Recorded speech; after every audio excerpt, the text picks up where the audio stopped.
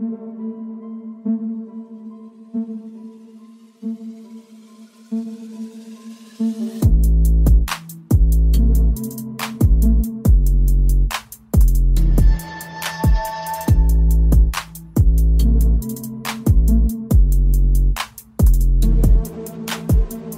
and welcome to the Isaiah Thomas episode of the Hoop Theory Podcast, aka episode 60. My name is Logan Wertman, and as usual, I'm joined by my fabulous co-host, Jacob Roth. Jacob, how does it feel to be on the Isaiah Thomas episode? Feels pretty great, mostly because of which Isaiah Thomas it is. That's what feels great. Yeah, the it's young short one. King Isaiah Thomas, Boston legend Isaiah Thomas. Mm-hmm. Honestly, now that I think about it, Boston and back injuries don't have a great history. Yeah, honestly. I mean, there's two people, but that's more than most franchise in back injuries, you know? Mm-hmm. Probably. Like, I mean, unless you count Michael Porter as 3 by himself, because he's had 3 back surgeries. I guess. I was more saying, like, individual. Because, like, Larry Bird obviously was the peak Celtic, and as depressing as it is, at the time, Isaiah Thomas was like... Yeah, he really was. Well, because people forget he averaged like 30 points a game. Mm-hmm. And was like 3rd in MVP. Yeah, like, it gets... Like, It's wild. Yeah. Like, when you put it... Like, that season is a season that'll get forgotten by people, but, like, you'll look back and be like, he did what? That's crazy. And the very next season, in that playoff run... Is when he hurt his back. And his sister or brother died or whatever. Yes, and I'm not going to remember, so I'm not even going to try to remember. Yeah, but something very, very, tragic. very unfortunate and sad happened. And then, in the offseason, Danny Ainge traded him for Kyrie Irving, which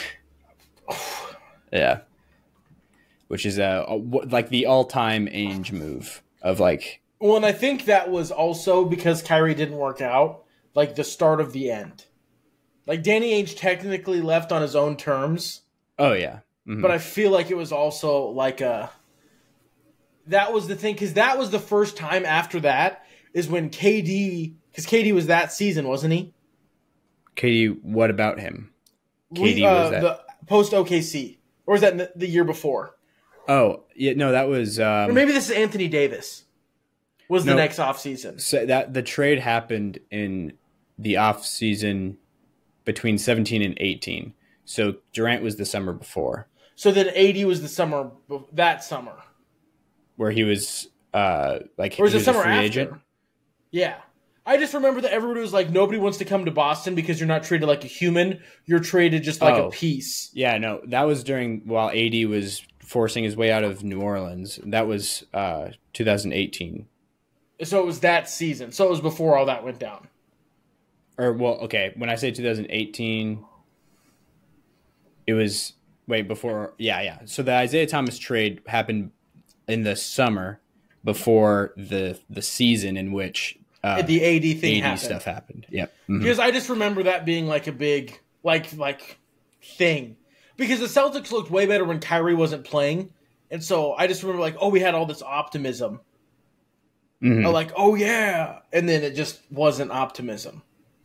Because it just didn't. Kyrie did not work out. Yeah, I just got that wrong. 80 was the next year. It was 18-19. 100% sure. Because his first year with the Lakers was the bubble year, which would have been 2020. Which was the championship. Yeah. Mm-hmm. I just remember that the Boston doesn't treat players like players. They treat them like... Oh, yeah. Mm-hmm. Was just a huge narrative during the Anthony... It wasn't KD, it was AD. Mm-hmm. Mixed up my alphabet. Yeah. It was during the 80 sweepstakes. It was like, he's not going to play for Boston. Mm-hmm. They don't know loyalty or... Yeah, exactly. I don't want to misquote... Anthony Davis's dad. Yeah, I was going to say Anthony Davis Sr., but I don't even know. Yeah, I'm not sure what his name is, honestly. But, yeah, so we got... This was a... Guess what it is? Right? It's Anthony Davis Sr. All right. Let's go. Nice. But yeah, so this was another draft pick episode. It officially, the last one, unless we do some really obscure thing from when the draft used to be longer. So like there's some, I don't know what the longest draft in NBA history was, like how far the picks go out completely. Yeah. But traditionally it's 60. It's been that way for a long time now. So this is would be the last one. Think of it like that. And Isaiah Thomas, technically, it's debatable on whether he's the GOAT of pick 60 because Michael Cooper was also pick 60. For this podcast, he is. Sorry. Yeah. I thought that he's a much more like relevant to our podcast than a Michael Cooper. So that's why he got the nod. But yeah, so if you guys listened to last episode, we went through half of the GM survey. I started rambling, and it just did not go right. It's a great episode, we got into good conversations. It was great conversations, but there was just not enough time to get through it. Mm-hmm. So, yeah. So our plan is to finish that one out today, going through the final sections of the GM survey. But before we do that, we are going to recap those over-under picks that we did 6 episodes on for all the different divisions. And so because this is going to be, I think, unless something different happens, wildly different, this is going to be the last episode that comes out before opening night, which is on the 24th. We are recording this a week before that on the 17th. So we just decided we're probably going to, lock in our picks here and kind of mull over. Now that we have all of the divisions in mind, we've gone through them. Now we can kind of see, change up our picks a little bit to make more sense to us. But yeah, we'll try to do that quickly. So because I have way too many unders. Like I'm almost positive that I just was like, teams are gotten better, people are going to lose, and I just have way too many unders. So yeah, so we'll start off looking at the Atlantic Division. Boston Celtics, their line is 54.5. I used my stay away on the Boston Celtics. You went over. Then Brooklyn Nets, 37.5. We both went under. Knicks, 44.5. We both locked our overs. And then 76ers, 48.5. I went over. You used your stay away. Then the Raptors, 36.5. We both went under. I feel great about that because that was pre-Drew Holiday. So I feel even better about my over on that now. And I'm good with my stay away still being the Sixers because who knows if things get exploded or what they get for James Harden could very dramatically impact their regular season performance. Yeah, for sure. I'm thinking of maybe moving my lock to maybe the Nets Brooklyn under. Yeah. That's one that is appealing, but I'm gonna stick with my boy. Yeah. I was also thinking of doing the Raptors under, locking that one. That one feels interesting too. But I just wonder if there's a chance for like this Raptors team, but they're probably going to lose a piece. Now, like the more like you always hear about a Spicy P or an OG has like been in constant trade talks for forever. Mm-hmm. So maybe he like they won't be this year. But I just feel like under a new team or a new coach, maybe they just make things work, and that just is a bad idea to doubt them. Because they have a lot of good pieces. Mm-hmm. Yeah. Maybe Scotty Barnes is a breakout player. Like a guy that would be kind of a must, I feel like, for them to hit the over, to be honest. Yeah. But the Brooklyn under is definitely appealing for the lock. Mm-hmm. So are you swapping to that? Yep. I'm locking into that. And then also I'm moving my stay away to the Knicks, which is odd because that's who I just had my lock on. But 45 wins is just like, now that I'm looking back at that, I'm surprised at how sure or confident I felt about locking it. I might have been sipping the Kool-Aid and like talked you into the locking the over instead of just going the over. Yeah. So I'm going to put my stay away on the Knicks. And so then that means I moved it off of the Celtics. So I'm going to go over on the Celtics. I think that they will probably hit 55 wins. I'm going to lock the Celtics over, actually. I'm going to just do it. All right. I feel like that'd be it. Like if I'm not going to put my money where my mouth is. Mm-hmm. And so then your Knicks will just remain as a normal over? It'll just stick as a normal over. Mm-hmm. If I could lock twice, I would because I really like what's going on. But I feel like with this, I'm just going to do it. We've got Buffalo Soldier. We've got the deepest guard room in the NBA. Yeah, for real, honestly. At least four dudes that deepest, could be like 4. Yeah. Yeah, because it's like Peyton Pritchard could be a starter on some bad teams or a six-man on most teams. Drew, JB, and Derek White. I feel good about all of those guys playing NBA minutes pretty aggressively, actually. Yeah. I feel great about that. So for sure. Yeah. And one of those guys being injured, you can still be a very formidable team, survive pretty easily. We went from 0 point guards. Well, okay, we'll call it 1 point guard to 3 kind of. And I'm very excited. Yeah. So I think that does it for the Atlantic then. Then we can move on to the Central Division. So we have the Chicago Bulls. Their line was 37.5. We both went under. Then there's the Cavs, 50.5. I went over. You locked the under. And then the Pistons, 28.5. I locked the over. You just went over. The Pacers, 38.5. We both went over. And the Bucks, 54.5. We both went stay away. Because this was before the Dame trade. I'm going to keep my stay away. I think so too, honestly. My lock was over? Under on the Cavs. Under on the Cavs. What's the number? 50.5. I'm just not convinced Donovan Mitchell's going to make it work. I'm going to stick with it. I'll stick to my guns. Keep some variety. Keep some variability. If I take a 3-point L, I take a 3-point L. You know? Mm-hmm. Yeah. Because I just think that there's a world where they're going to be good. I don't know what I'm thinking. It doesn't matter. 50 is just a hard number. Yeah, 51 is going to be a hard number to reach. That's exactly what they did last year, but I think they're going to have a little bit more competition. The bottom of the East has risen. The top hasn't necessarily vaulted higher. Yeah. But the bottom of the East is definitely much closer to the bubble teams than it was last year. Yeah, you'd expect the Pistons, the Pacers, and the Magic and the even the Hornets to all have better records this season than they did last year. So also doesn't impact the Hornets. It was OKC. We'll talk about that when we get to the Northwest. Okay. So on to the next division, which is, I think, actually the Northwest. Just making sure, I'm looking back at the Central to make sure that we don't have anything else to touch on there, or that I don't at least. I think I'm good, honestly, on the Central. Well, I locked the over on the Pistons, 28.5. It's a pretty low bar. So, yeah, I feel good there. On to the Northwest Division. The Nuggets line is 52.5. I locked the over. You went under. Then the Timberwolves, their over-under line was 44.5. I went under. You locked the over. And then the Thunder is 44.5. We both went over.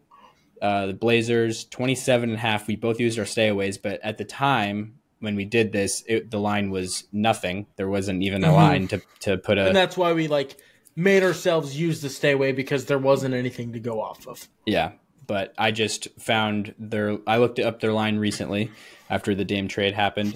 So 27.5 is the number that I think we can work with now. The Jazz is 35.5, and we both went under on the Jazz.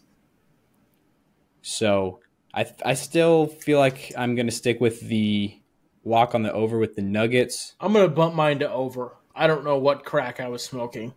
All right. Over on the Nuggets. And then maybe I don't. Maybe I do something with the Blazers, honestly. Move my stay away to the Jazz. I think I'm going to leave my stay away with the Blazers, because I don't think this team is done moving assets. Oh, so really? They could flip a couple more pieces and just get worse. Oh, yeah. So you would think that you might pick over here on 27.5? I'd pick under. They'd get worse, I think. Yeah. So, but then why wouldn't you pick it then? So why do you? Because I already have my stay away there, and I feel kind of okay about everything else. Oh, okay. Yeah, and speaking of the Northwest, we talked about it last episode, actually. Kevin Porter Jr. ended up getting traded. Yeah, to the Thunder. To the Thunder, and the Thunder pretty much just got we'll eat the salary. Mm-hmm. You give us picks, and then they immediately cut him. Yeah. Is what happened today. So Sam Presti has gathered more picks for the future or to fill out a roster when he's got 3 guys that are all-star level with Shea, Giddey, and Chet. Yeah, and it was a salary dump too. Yep, and they got rid of money on the books, which is big for the upcoming years, is they've got to pay Giddey next year? Or figure out the extension for Giddey next year. Pay him in 2 years. Yeah. And then just Chet's a year behind that. So they're going to have a lot of money flinging around here in a couple of years. Yeah, for sure. Rightfully so, because they're in a great situation with young players. But money will be flying around. Yeah, so that was an interesting trade. I think JRE, Jeremiah Robinson Earl, was sent over. There's a couple other details I don't remember off the top of my head. But, yeah, they waived Kevin Porter Jr. immediately, though. The Thunder did. Victor Oladipo. Oh, yeah, Victor. That was the salary then, probably. That was the salary, but the thing that's a tricky one is Victor Oladipo can't go, if it's a buyout, there's like a very limited list on teams he can still go to. Because of the new CBA, I can't believe I forgot like the important part of the trade. Like the actual like moving forward news is that Oladipo is probably going to get bought out, is what everybody thought. Yeah. And so then there's not like a good way. He can't sign with a lot of teams because how many teams are over? Are there a lot of teams that are over? I mean, I know the Celtics are.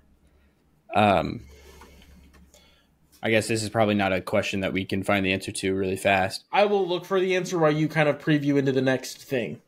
Okay, so you're good on the Northwest, though? I don't have anything that I think, other than the Nuggets getting moved to an over, I think I'm happy.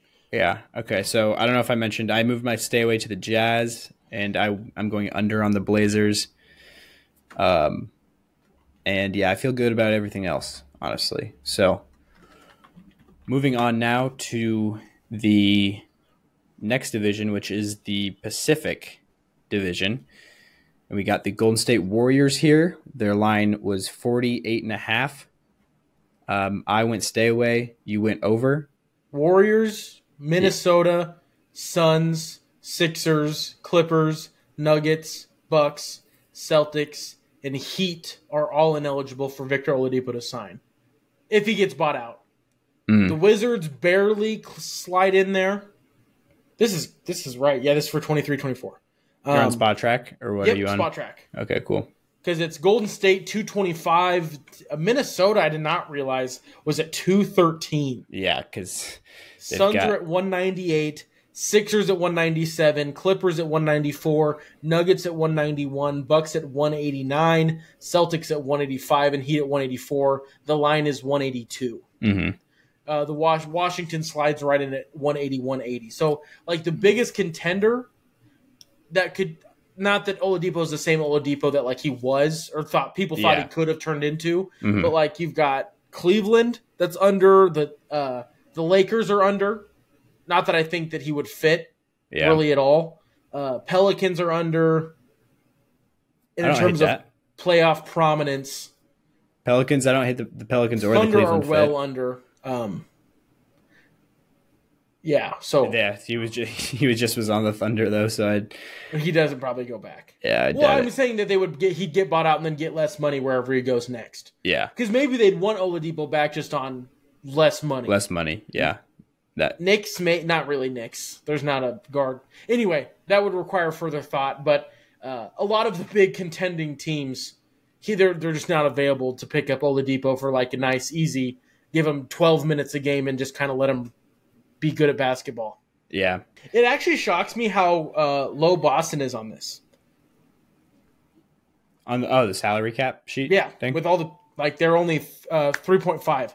Like, the Nuggets are 4.7 over apron 2. Yeah. Because we got 4 max deal. Oh, I think Aaron Gordon's 3.5. max. Yeah.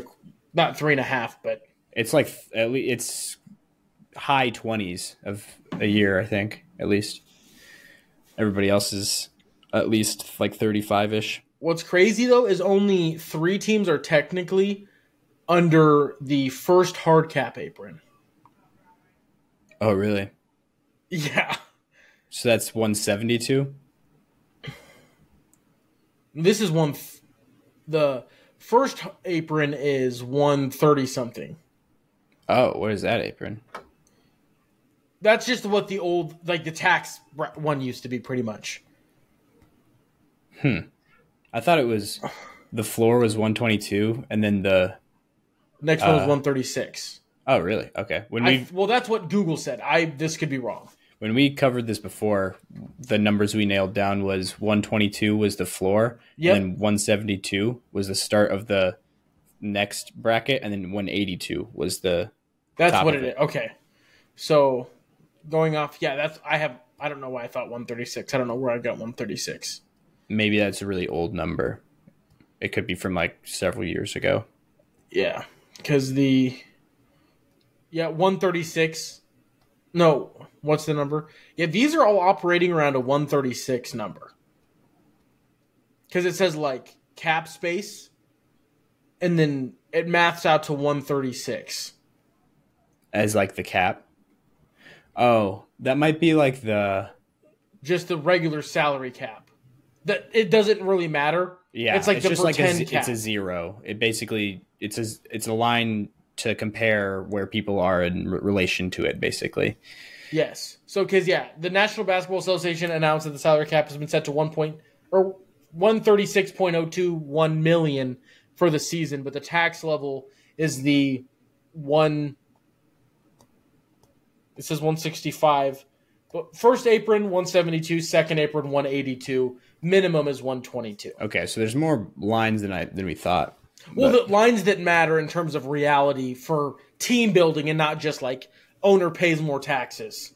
Yeah. Is 182 second apron, which is when it has all the restrictions if you're above that. Mm-hmm. And then 172. Because isn't it you don't get your mid-level exception above 182 and you can't sign buyout guys. Yeah. Yeah. Your mid-level exception, I think you can still use it, but it's like the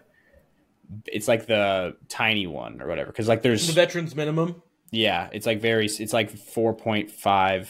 It's what Seth Curry just signed for. That's what you can use. Which is still wild. But. Yeah. Mm-hmm. So in the Pacific Division, we have the Golden State Warriors. Their over-under line is 48.5. I used my stay away. Jacob went over. Then the Clippers is 46.5. I went under. You also went under. The Lakers 47.5. I went over. You used your stay away. The Suns 52.5. I locked my under, and you just went normal under.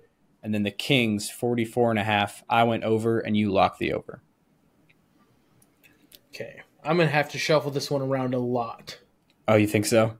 For me, because the more and more I think about the West, the Kings aren't gonna be good again.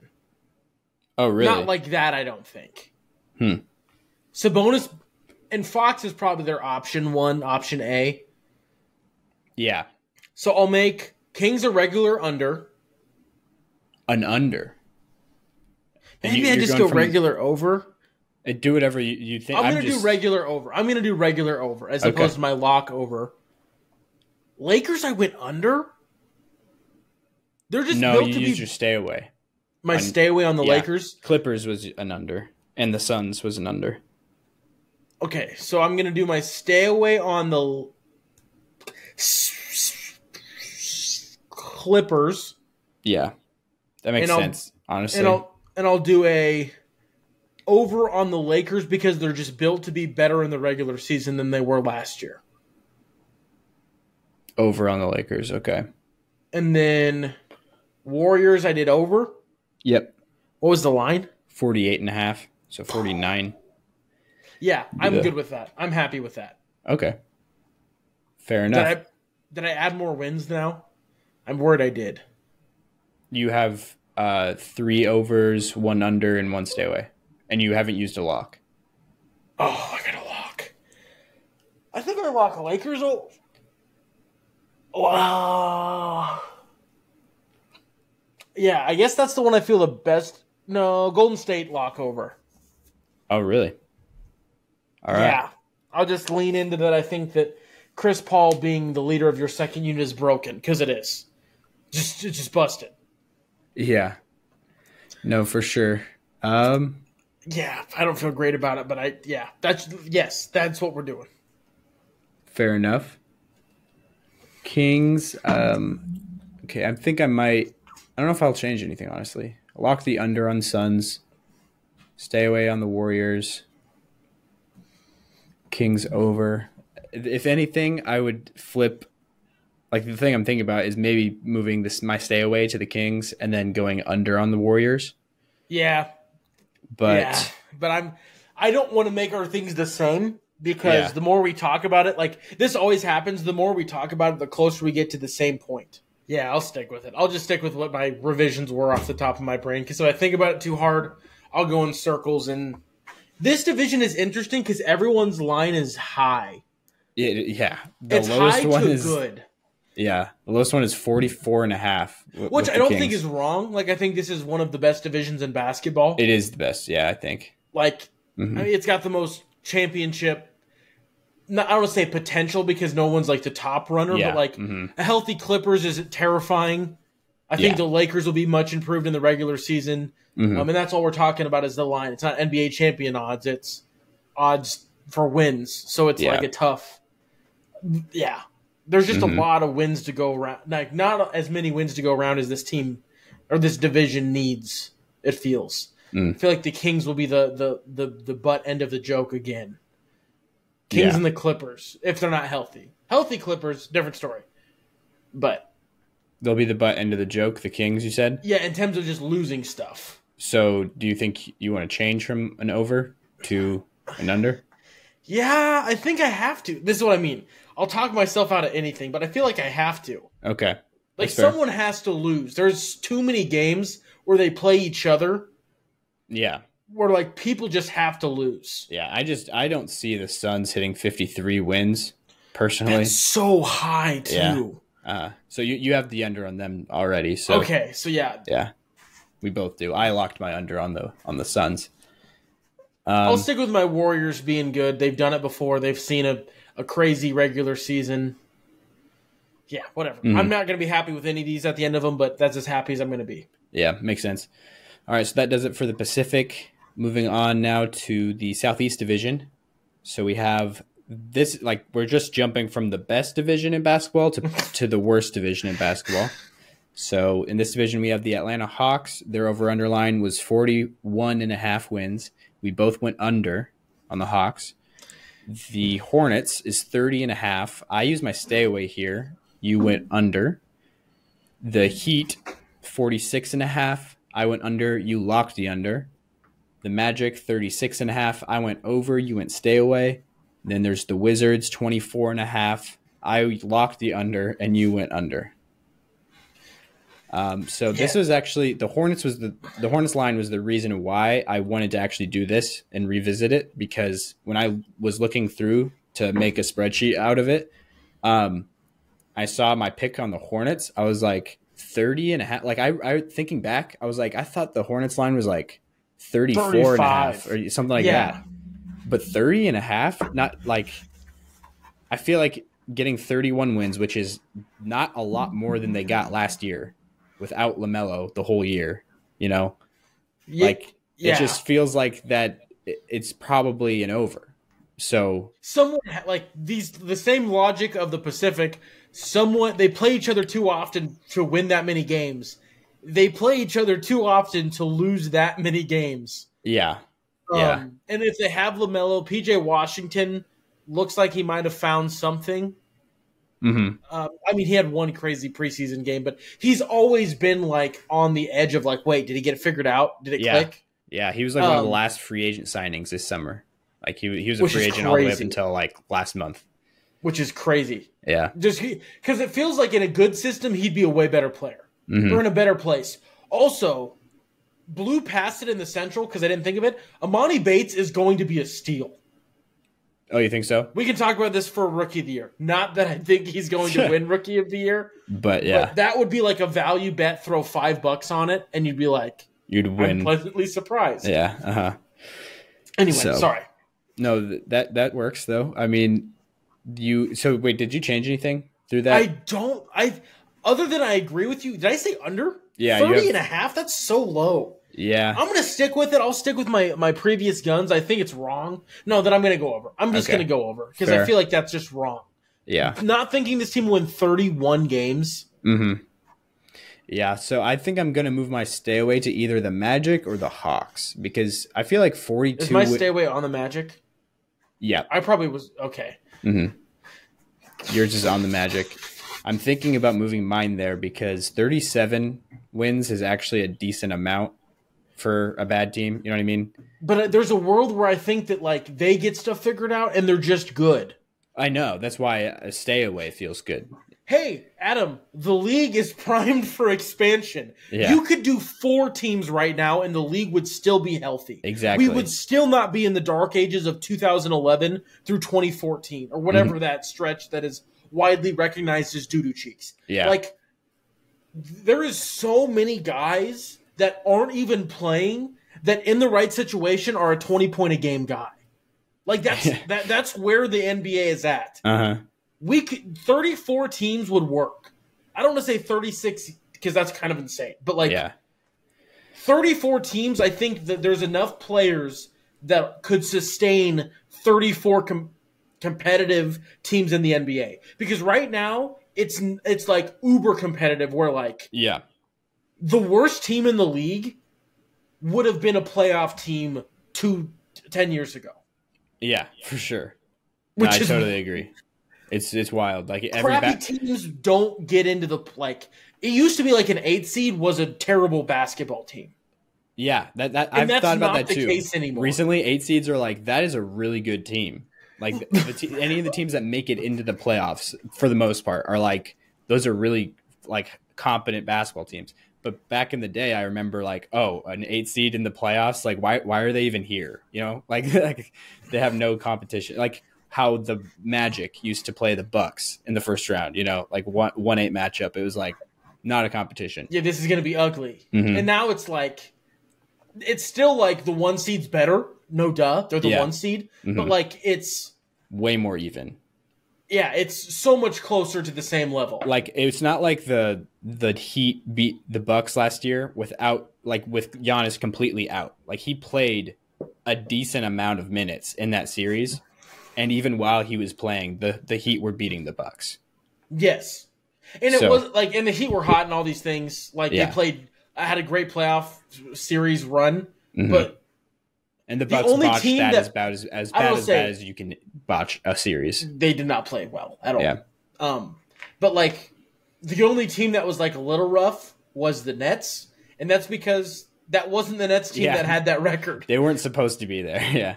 Because if they were in the play-in, I fully believe they would not have been a playoff team. Mm-hmm.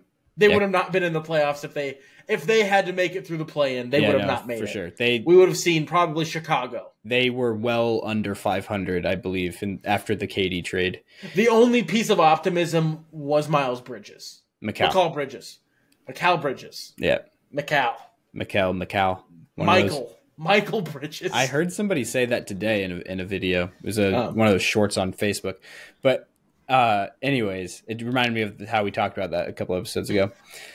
But so I guess what you were just saying about the Nets, they won a bunch of games early on in the season. They had like a 12 or 13 game winning streak, and with Kevin Durant. Yeah, that set them up for some pretty good success later on.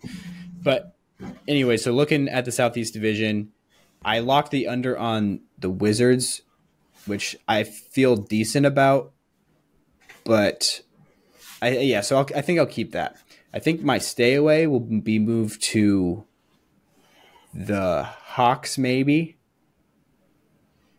I think I'm feeling the Hawks just because 42 wins, they have talent on their roster, and Quinn Snyder as a head coach, like maybe this will be, but yeah, see, I don't know. I feel like it's probably more likely that I'm going to go stay away on the Hawks. Throughout all of that, just back and forth and me saying absolutely nothing, I am putting my stay away on the Atlanta Hawks. So I have over on the Hornets, under on the Heat, over on the Magic, and then lock the under on the Wizards. I still love my lock under on the Heat. Yeah. I think that was a good move, honestly. I love it. This is probably the division that I feel the strongest about the picks for. You know, like the only thing is if Jaime Jaquez cooks, and that doesn't get brought up, but it could. I honestly just love Jaime Jaquez. Yeah, no, he's good. I don't feel like he's probably going to swing a whole season for maybe I'm undervaluing what he could do. It wouldn't just be him, obviously. Like it would be like Jimmy Butler kind of returns to what he usually is in the regular season, because his regular season last year wasn't insane. It just was it hasn't been for the past couple of years, mainly because he's been out a lot. He hasn't played a lot of games in the regular season. The insanity has been in the playoffs when he's I am an illegitimate child of Michael Jordan. Yeah, he goes from in the regular season he's barely missing the mark for the All-Star team usually. Sometimes he makes it in. Still a good basketball player, still in the realm of top 15. Yeah. I think he was in the shorts that you can see on YouTube, TikTok, just about everywhere. He is a top 15 player, but he's just not. Yeah, what he's just regular season alone, he's probably not top 15. But including what he is in the playoffs, I think that kind of what gets him up into the top 10 area at least. He's the anti-Jamal Murray. But for all we know, Jamal Murray will be insane in the playoffs and regular season instead of just being shaking off the rest the whole regular season. Yeah, so he's the same as Jamal Murray. You said anti? Sorry, I said that backwards. Oh, yeah. They are cut from the same cloth of regular season. I don't want to say pedestrian, but it's good. It's fine. Jamal Murray, I think, was more knocking off for us, but we've talked about that in depth already. So I think we're good here in Southeast. Moving on to the final division, Southwest, we have the Dallas Mavericks. Their line was 44.5. I locked the under. You just went normal under. Rockets 31.5. I went under. You locked the under. Grizzlies 45.5. We both went under. The Pelicans 44.5. I used to stay away. You used to stay away. And then the Spurs 28.5. I went over and you went under. So you went under on every team other than the Pelicans. You went stay away. I like that still. Okay. I could shuffle things around, but I'm just gonna say I like that still. Yeah, I honestly still feel pretty good about that as well. So, yeah. So the only team that I feel like is going to hit their over is the Spurs, getting 29 games. I feel pretty decent about that. So I think that will do it for the over-unders. That is set in stone now. This is official. So we'll see who wins at the end of the season and maybe do check-ins throughout the year if we run out of things to talk about. But, yeah, so looking at what we have next, though, we want to go through the GM survey, finish that thing off. So the next section we have to talk about in the GM survey was the rookies and international section. So the first question here is, who will win the 2023-2024 Rookie of the Year? Obviously, the number one choice here is Victor Wembanyama with 50% of the votes. Jacob is giving a thumbs down for the audio listeners. Just kidding. Scoot Henderson is the second answer with 27% of the votes. Then there's Chet Holmgren, not far behind at 20%. And then at fourth is Sasha Vezenkov, one of those two, he was the MVP of the EuroLeague last season, I believe.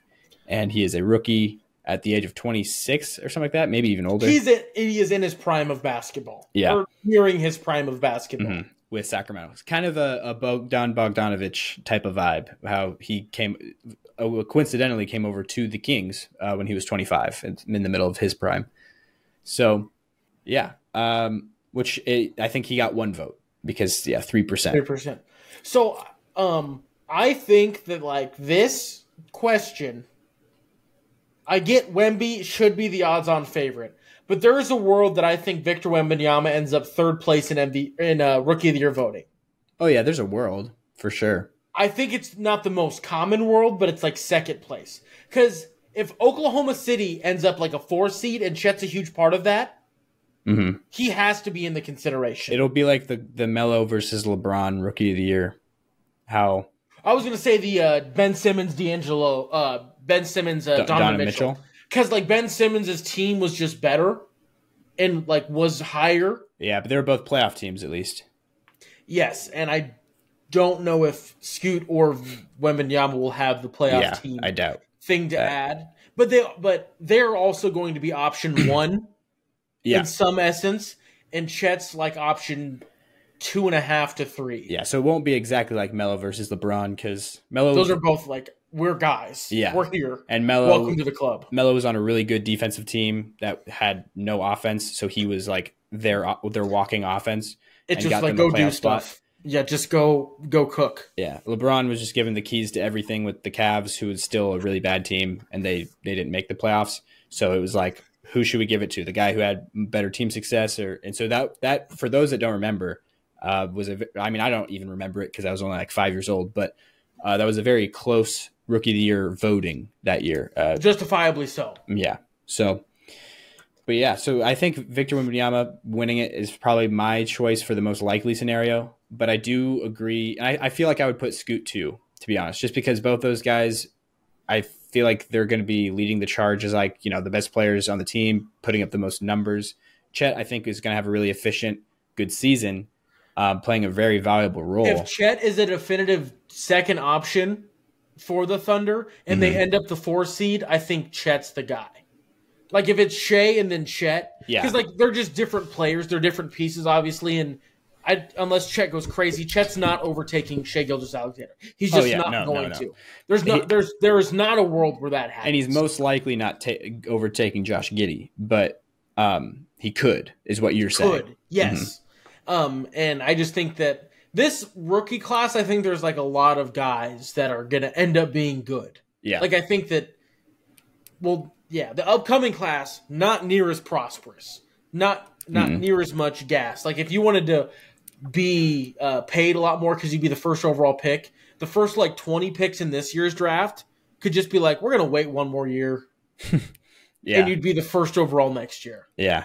Not guaranteed, but probably. Yeah, so that's funny just with the timeline of the Wizards, with how they could have gone all in and tanked last season, but then they put it off until the next summer to tank for this has been like a known thing for a while that the 2024 class has a dip. And then it gets crazy in 2025. Yeah. But that Cooper Flagg kid, didn't he reclassify? Yeah, to 2025. I think. 2025. Yeah, because he was in 2026. Yeah. Okay. I knew he moved up a year, but anyway, that was the whole thing. I think that this will be a very fun Rookie of the Year race. It'll be the first really, really fun one we've had probably since Donovan Mitchell Simmons, where it's like this really tight, close to the end, not a definitive guy that pulls away at the end of the season. It'll be game 82, and we'll still be like, well, I don't know who it's going to be necessarily. Last year, not like this year that just happened, but the year before that was really close too. It was like a 3-way tie. Because it was Cade. Well, Scotty Barnes won it. Evan Mobley got second. I think Cade got third. I forgot about that year. Yeah, I did forget about that. Because everyone you would listen to was like they had a different one of those 3 as their Rookie of the Year. But other than that, though, I think it would probably contest that. But this year will be it could be a 3-way race this year too with those 3 guys. It might not be at all. Like it requires Chet to do a lot of things, but I just think that it'll be fun. Yeah. Like Oklahoma City, San Antonio, and Oklahoma City, Portland, and San Antonio, Portland. I will watch all of those games because of this race. Yeah. The entire year pretty much. Yeah, that would be a fun matchup. Then we have the next question, which is which rookie will be the best player in 5 years? Victor Wembanyama wins this one much more definitively with 90% of the votes. And then the players also receiving votes, 1 each. They have Scoot Henderson, Chet Holmgren, and Amen Thompson. So he was not on the first question, but he's on this second one, which is interesting. But I think that makes sense because that's the one thing with both the Thompson twins is they're like close, but they were more like upper end. I don't want to call them project pieces. They weren't like Giannis where you need to like really let them cook on the shelf. Yeah, not at all. They were not recognized as NBA. They were NBA ready, but it was widely recognized that they would need a tiny bit more work than the first 3 guys. Other than maybe Brandon Miller, but. And that's weird. We're not seeing him on here at all. So because everyone knows that the Hornets are dumb. Like it's a widely they already fumbled that one. Yeah. So we'll see how he turns out. But Not that he will be bad, but positionally it made sense. But that's it. That's where the end of that makes sense. And in the draft, you get value. Yeah. Unless you're really good already, you just get value. Because it's not like making them fit into your system makes the Hornets a championship team. Because guess what? It doesn't. If you're the Nuggets, if there's value and there's a center that's slightly better, he's not playing. He's not going to start for you. Don't go get a center. Go get a Julian Strother, who looks good, by the way. Very Shout out. I just think that, like, when you're a bad team, get the best player available. The Blazers did it. They could comprehend. Even though we have Damian Lillard, let's go get Scoot Henderson. He's the best player available. Yeah. I think they probably already knew Dame wanted out. Was on the way out. Yeah. The principle still stands. Yeah. Yeah. I half agree. I think fit matters a lot to me personally, especially with building out a team that when you're rebuilding for the future. But I do agree that Brandon Miller versus Scoot Henderson is it's a huge gap.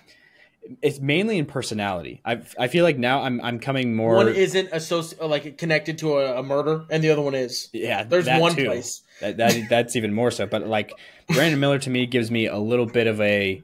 I don't want to say Karl Anthony Towns, but like there's just some players that are talented that I don't want to hear them talk most of the time, like because whenever they talk or just even watching them play is like they have all the talent. They could be just as talented, if not more talented, as a different player. Like it's hard to not deny them that. Like Cat is a very talented center, one of the best in the league, but he's not a winning basketball player. He's just not. Like he's not a Derek White. Was that on the podcast or was that before? That was before. But we didn't even talk about that video. What? Oh yeah, because you mentioned that we might open with that. And we just didn't. It doesn't matter, but we can. We'll see if we can fit it in. But there's the cat thing though was like he's just not a winning basketball player because there's so many plays that happen towards the end of games where like he has 5 fouls and he is like going and contesting every shot with reckless abandon and like being very physical, and just he doesn't have an awareness of the moment. His basketball number and basketball IQ are the same. 32. Oh, for like 2K rating? Is that what you mean? No. Like basketball IQ, if it was like a normal IQ scale. IQ score. Basketball IQ score and basketball number are so identical. That's even worse than a 32 2K basketball, because I mean, what's average is 100, right? Because it's a sliding scale IQ. I think. Yeah, I think it is. But very talented, but just there's moments where like, what are you doing? A lot of them, yeah. Most of them. Yeah. Also, didn't realize he only played 29 games last year. Oh yeah, he was out a lot, and he was cleared to play for a while and didn't even come back. That's lame. Whatever. But this is the next question I'm very excited about. Yeah, next question: which rookie was the biggest steal at where he was selected in the draft? Number 1, Cam Whitmore, which I think is a very easy choice. He was the 20th projected pick. top 10 and slipped to 20th. Yeah, and top 10 was like at worst. Like he was like top might 5. Be top 5. Will slip to 6 or 7. Yeah, and then Houston. Yeah, so Houston got him. He got 43% of the vote. Then there's a 3-way tie for second with Keontae George, who is picked 16 to Utah. Then Scoot Henderson, who's picked 3 to Portland, which is kind of which I guess makes sense. I don't want to call that a steal. He slid to 3 though, and he should have been 2. Is what they any other draft class he's won. Yeah, for the most part. Haney Jaquez was the other guy tied. I liked that one, him being there. Yeah, so he was the 18th pick to Miami. He got 10% of the vote. Then 5th was Brandon Pajimski from Golden State. He was picked 19. He got 7% of the vote, so he got 2 votes. And then also receiving votes, there's Imani Bates from who got picked by Cleveland at 49. Leonard Miller, who got picked to the Wolves at 33. Marcus Sasser to the Detroit Pistons at 25. Bryce Sensabaugh at 28 to Utah. Asar Thompson at 5 to Detroit. And Jordan Walsh at 38 to Boston. I hated the Asar Thompson one. I hated that. That was like, what? Who do you take him over? His brother, is that it? Or Brandon Miller? Like at 5, I feel like that's not. I feel like there's a lot of people who ranked him over Brandon Miller, Scoot, and over Scoot. Yeah, there's a lot of people. I did not realize that. Not a lot, but like a healthy. There was like enough that it wasn't like a one weirdo in the corner. Yeah. There was a healthy amount of draft experts that were like really in on the Thompson twins and like getting either of them. Like there's some people putting them at 2 and 3. So I like the Imani Bates one. It might not work out, but I think just not being the guy and being able to just be like, go play basketball. Yeah, is going to be good. Yeah, because like I know it's preseason basketball, but like clock's winding down, and he just hits a dagger 3. Yeah, that's last his night, thing. 2 nights ago, and I'm just like, I get it's a preseason game, but it's still a game that guys want to win. Yeah, like it's still like that's hard to do. Like it was nice. Yeah. It was, for sure. I'm not even a big Imani Bates guy. Like I'm actually like the opposite of that most of the time in terms of like what he does on a basketball court. Like I'm like I don't really love that type of player. Yeah, and it almost ruined his career several times in college. How he had to bounce around and then ended up being on a not very good. And it wasn't exclusively his fault, but when you're the best player on a team and your team struggles, you catch a lot of the blame, catch a lot of the flack. With Eastern Michigan, like they just won. I mean he went to a terrible school and was still bad. Yeah. The reason he had to go there is because he got kicked out of Memphis. So it's just, if Cleveland can make it work, that'll be great for Cleveland because they got the perfect coming spot. out of high school, like or the hype around him. He would have been a what? He would have been in that top 5. Yeah, I mean he wouldn't have outdone Wemby probably. He was supposed to be in next year's draft. Well, no. Yeah, he reclassified. He reclassified in high school, but he was still going to be in the same draft because he had to spend 2 years in college. Yeah, he would have been in this draft regardless. But when he was in high school, like back when he was a sophomore in high school, he was number 1 in this class. Yes. He's the guy. He's the guy out of all these guys that I've known his name for a long time. Like at least like 4 years. Around there. Like, and if he turns into, let's say, 50% of that, getting that at 49th is huge. For sure. He's a big time shot maker. It's a big what if. It's a what if, but if it works, that's the biggest steal, quote unquote. Yeah. He's probably like if he works out, what he will be is like a 6'9", 6'10" version, maybe 6'8", somewhere in there, a version of J.R. Smith or Bones Highland. I was going to say baby Kevin Durant without any defense. Or playmaking. Or any. I guess I don't. Yeah. He just is. He's an assassin scorer. He is, when he catches the ball is going up. He's like Jordan Clarkson. You know, he catches the ball is going up. Yeah. He's gotten better. Now Jordan Clarkson has to play a different role because he's on the Jazz and he's like the primary ball handler a lot of the time. He's accepted it though. I think he's done it. Lakers Jordan Clarkson. And the Jazz Jordan Clarkson just right before they blew up. Pre-headband dreads Jordan Clarkson. No, he had that. It was just. I feel like that was new last year. Like last year was the first. Yeah, last year's the first season that he's different. He's adding playmaking and stuff. He's showing a lot of that stuff to his game because he's in a new role that he's never been in. Yeah. But now here's the most controversial question. Is up next. Very difficult, I'm sure, for GMs to figure out the answer on this one. So the next one is, who is the best international player in the NBA? Number 1 is Nikola Jokic with 80%. Luka is in second, which is surprising, at 10%. Weird. And then Giannis is third at 7%. Joel is also on here. He got 1 vote, which is just funny that Joel is still getting some guy is just voting for Joel. No, there's a Grant Williams guy and there's a Joel Embiid guy. Yeah, and a Kyrie Irving guy and a Clippers guy. There is a Clippers guy that's not the Clippers GM. Yeah, I wonder if it's Lakers just being a troll. Rob Pelinka. Yeah, I was thinking Ham, but that's not right. He's the head coach. Or that's what I was like.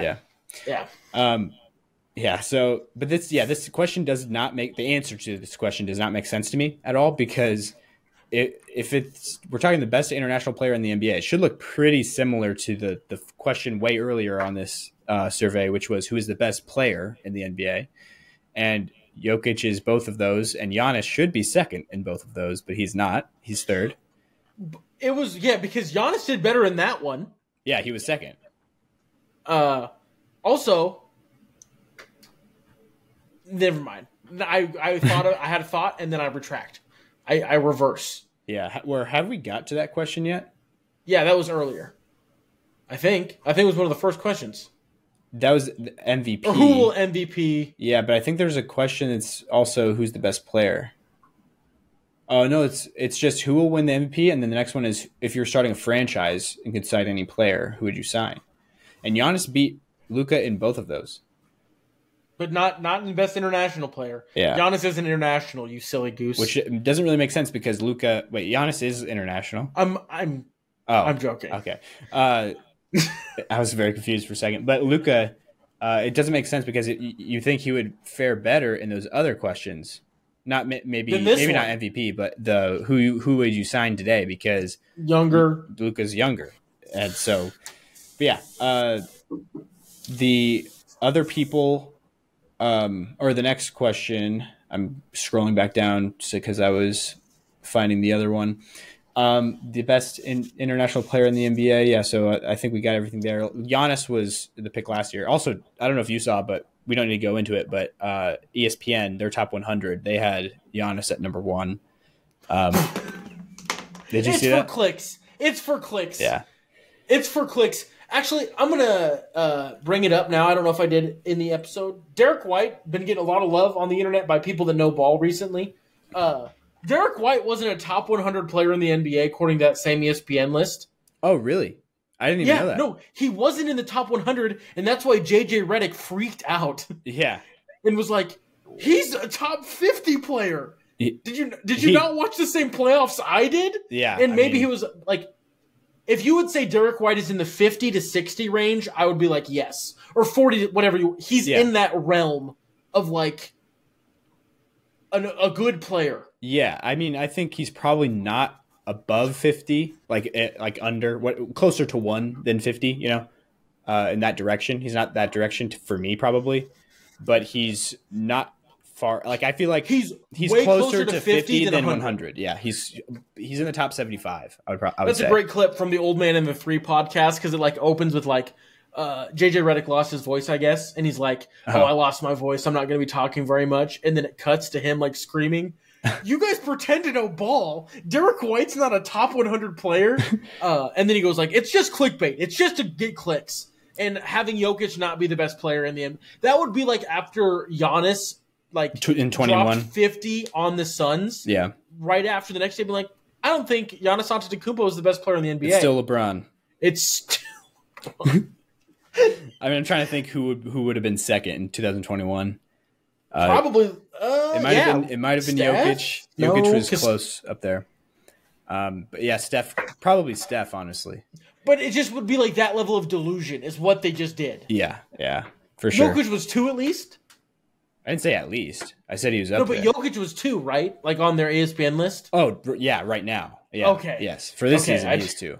Which I don't think is insane for somebody to do that. It's just ESPN, seems like when you're polling all of ESPN, because that's what they do, right? It's not just one person deciding. It's like ESPN staff voting.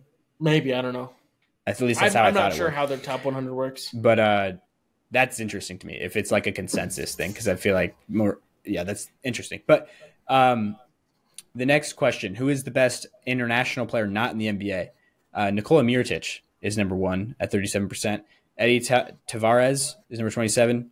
Alex Sarr is 30. Did I say he's number 27? He got 27% of the votes. He's at number 2.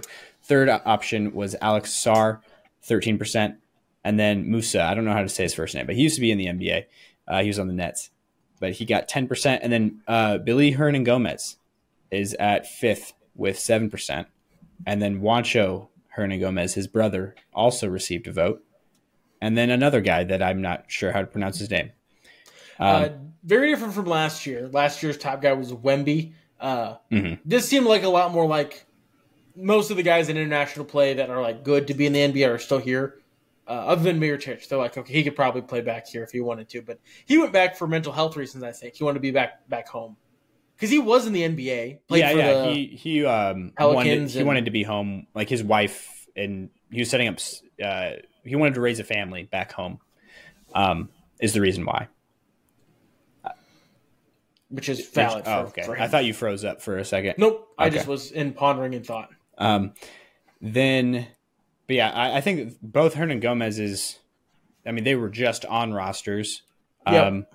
So I feel like this list is probably not. I would be interested to see what if you polled a bunch of EuroLeague experts, what they would say and how different it would be, because I don't know if it's like a bias towards like players that were in the GMs league. know, NBA GMs know. Well, no, because if you think you have to like scour over the whole EuroLeague, you'd get to like, oh, he's pretty good. Mm-hmm. Like you wouldn't like want to dig, or like you'd have to like call a scout.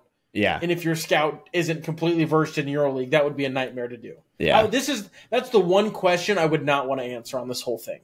Yeah. But then there's we are now in the next section of the GM survey, which is defense. So who is the best defensive player in the NBA? Giannis got the first place vote, or first place selection, with 40% of the vote. Drew Holiday is second, which is kind of insane, with 13% of the vote. And then tied for third, there's a two-way tie with Draymond Green and Marcus Smart, 10% of the vote. And then tied for fourth is Jaren Jackson Jr. and Kawhi Leonard, both got 2 votes. And then also receiving votes is Alex Caruso, Anthony Davis, Lou Dort, and Rudy Gobert. The torture chamber. Yeah, there's a lot more guards on here than I was expecting. Well, I think that's a thing that there's been like a big anti-center, anti-big push. And like it started when Marcus Smart won not rookie of the year, defensive player of the year. There's been this big and guards got not enough credit for good defense. And now I feel like they're being, I don't want to say over-recognized, but it's like they're just trying to make centers like pointless.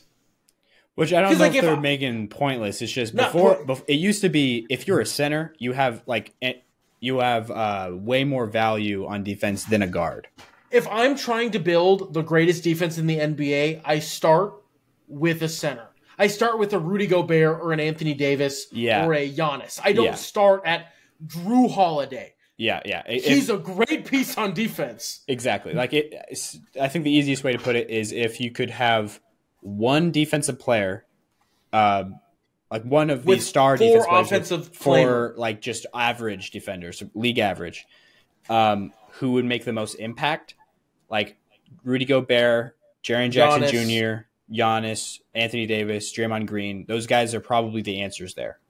Like they're healthy amount higher. We're always talking about offensive floor raisers. These are defensive floor raisers where just having them exist brings your defense just up. Yeah. Mm-hmm. And I think Draymond Green's a perfect example because Golden State didn't have a bunch of bad defenders, but that was a very, very good defense with a lot of guys that were like just a touch above average outside of him. Yeah, exactly. Like Klay Thompson has good defense. That's not trying to be Klay slander. Now he's about average though. Maybe a little bit above. But like when they were in that run. Yeah, Klay Thompson was a really good defender then, but all of them looked better on defense because Draymond just existed. Yeah. Mm-hmm. He was definitely the soul of that defense for sure. And that's like the top like peak NBA winning championships example. But there's other examples of like the Jazz as an example. In the regular season, the Jazz had a great defense, but then in the playoff, teams would just bully Rudy Gobert, and then it just wouldn't work because there was no one else on defense for the Jazz that could like fill in on the backside. Mm-hmm. So like the thing with that's something you can do even when it's a center. But the thing is, like, you would see that happen. It's basically like if Drew Holiday was on your team already, you know what I mean? Because he's already stretched out and he's not a rim protector. So if it was Drew Holiday instead of Rudy Gobert, it would be the same exact issue. But against most teams, especially in the regular season, Gobert isn't exploited like that because it takes a very specific matchup, like a team to really game plan very specifically to do that in order to pull it off, because you need to go 5 out, completely space the floor. And pinpoint the attack on that Gobert, getting him out of the paint and flanking him. So, yeah, but I think that was interesting seeing Drew Holiday at 2 for that reason, and Marcus Smart at 3, I think is a little high, even if we are accepting like, okay, don't give too much thought to the difference between the guards and the centers. Marcus Smart still feels a little high to me, but just because I feel like I'm going to no comment on that one because I struggle to remove my heart. Yeah, I feel like his defensive player of the year was like not even his best season defensively. It just was the best defense he was a part of. Yeah. Mm-hmm. Well, I think I've said this. He wasn't the best defensive player on the Celtics that year. I agree. Yeah. It was like you could argue like he was third or 4th. Yeah. Mm-hmm. Behind Jason Tatum and Rob Williams. And honestly, in situations, he was behind Al Horford. Yeah. Because Al Horford would just be like... Or even Grant Williams at times, honestly. Grant Williams is really underrated.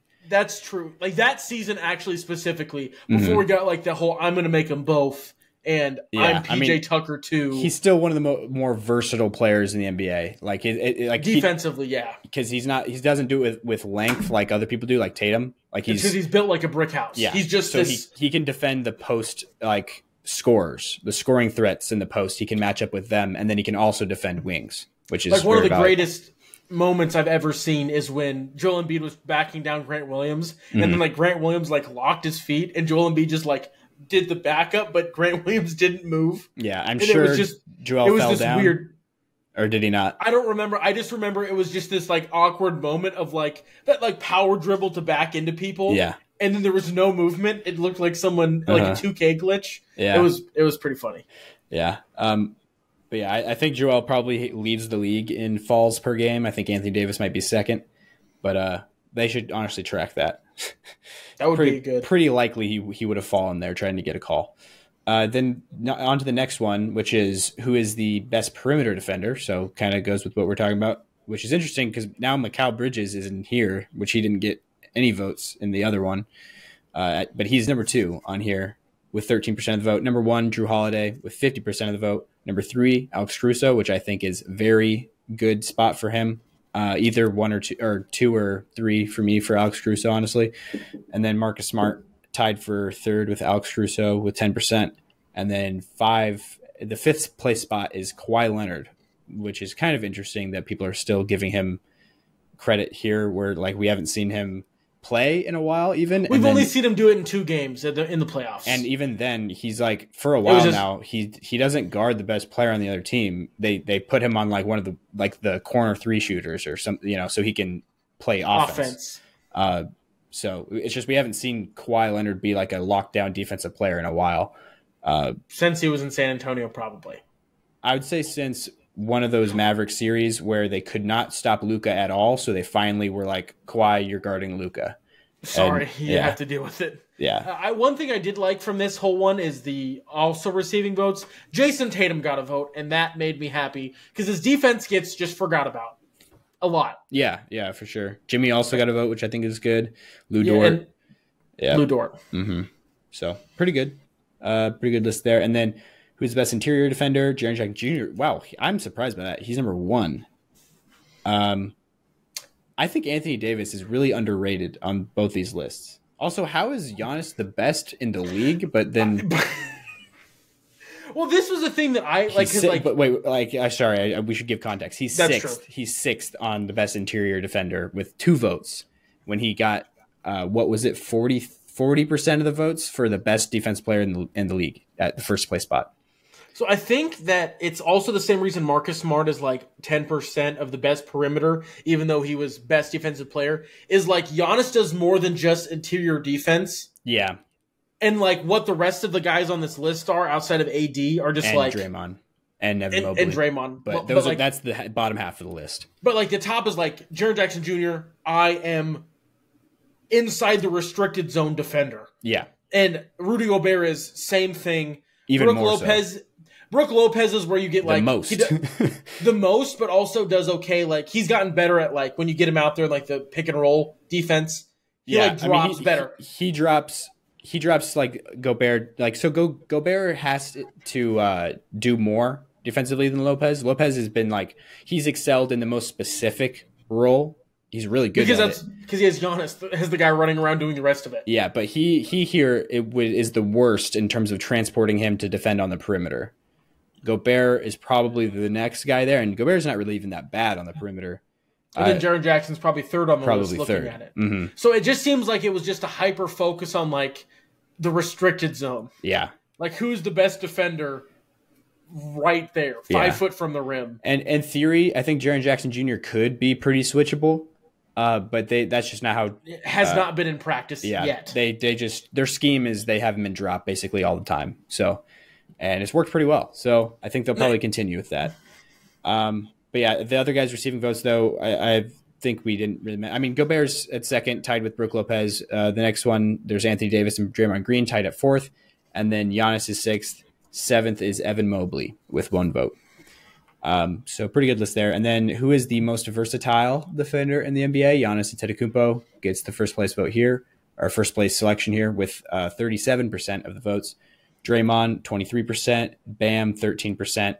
And then Mikal Bridges and Jaren Jackson Jr. Both got 7%. And then other guys receiving votes, Dylan Brooks, which is an interesting one. Paul George, Aaron Gordon, and Marcus Smart. Okay, the fact that Jaren Jackson Jr., in theory, we just said it. In theory, yes. In practice, no. Marcus Smart is like the guy that should not be above Giannis, should not be above Draymond, should not be above Bam, and probably in the same ballpark as Mikal Bridges, I think. Yeah, that's fair. Because like there was times where I watched this man be like switch on to Joel Embiid and Embiid wouldn't score. Yeah. Mm-hmm. Yeah, no. And I watched a lot. Like it's not just Embiid he would do that to. There'd be times where like he would just do it to anybody. Yeah. And not for whole games, for whole stretches, but like versatility is like in the moment, switch, get this done now. There's not a whole lot of people that I would feel comfortable doing that all. For his size, he's got to be the most switchable. Pound for pound, most versatile defender. Yeah. Mm-hmm. So him and Dylan Brooks getting the same amount of votes disgusts me. Just yeah. Gross. I mean, Dylan Brooks is obviously very versatile, but like I would think he would be favored more in the perimeter defense category than switching, because like Dylan Brooks guarding a post up is like it's ugly. It's not ugly, but it's not like anything crazy. You know what I mean? You're not comfortable with it happening. You don't like game plan like, oh, this will be fine with this. In comparison to these other guys. Definitely. Yes. Not. Yeah. This is not like Steph Curry getting switched on. Yeah. Not saying it's like that level of unfortunate for your defensive scheme. Mm-hmm. But this was one that was like tough because I think Aaron Gordon's another one where it's like, just because he's not like only a defense guy now, like he stepped up his defense in Denver a lot. And we've talked about the Nuggets a ton, but that's like the biggest thing that he brought to them wasn't like, oh, he's another person for Jokic, because Jokic is a offensive floor raiser. Role players just look better offensively with him and even a little bit defensively. But Aaron Gordon like locked in on the defensive side and has done a lot for them. Same way MPJ did. Honestly, all of the Nuggets outside of Jamal Murray like acknowledge like I'm here to play good defense. And Jokic will make my offense easy. Jamal, I would give him some credit there too. He was pretty gassed in the Lakers series, but right before we saw Jamal get injured, like the torn ACL, he was a pretty solid defensive player. He wasn't a liability like he was early in his career. Yeah, I would say he was not even early. When the Nuggets struggled, he was a liability. No, for sure. Yeah, early on in his career, both him and Jokic were pretty bad defensively. Yeah, the other thing was Paul George getting a vote, but it feels like a couple of years ago maybe, but feels like a Kawhi vote. Like it's the same exact logic as the Kawhi vote. Yeah. But yeah, I like Aaron Gordon getting a vote here though. Honestly, it might have been the Suns. It might have been James Jones because he witnessed him guarding Kevin Durant that series. So witness greatness. Yeah. Next question, though, is which is the best defensive team in the NBA? Boston Celtics gets that title with 47% of the vote. Grizzlies at 2?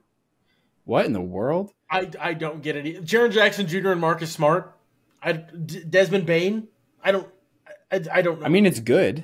It's just a little surprising. I mean, and Steven Adams coming back. I think Boston should have won this harder. I'm very clearly biased.